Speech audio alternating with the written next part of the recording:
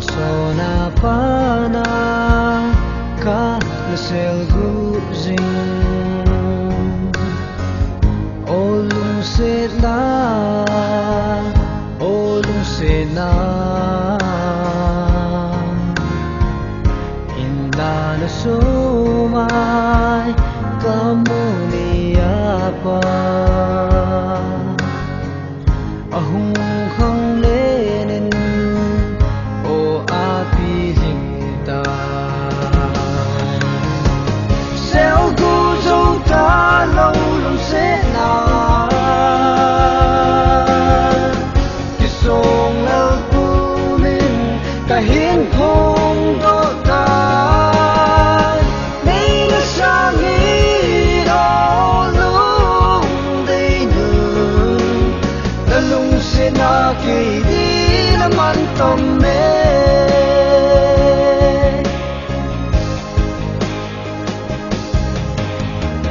cầm đam onema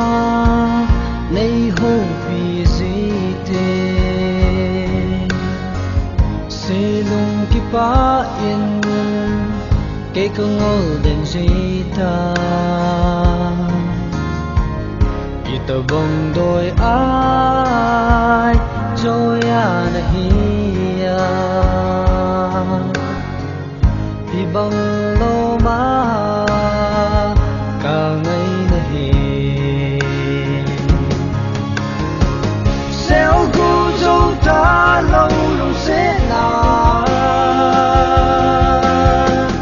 ki song el pu min ka hin phong do ta nei na sang ni do lung dei nu la lung se na ki di na man tom me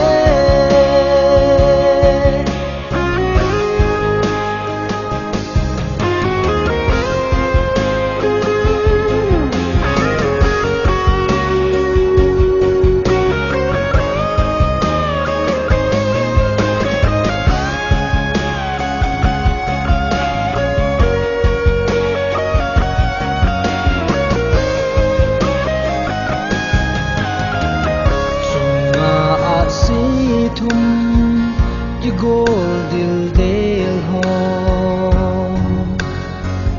apong zingu ve o kahin lung se da nei sang o lung dei nu kalung se na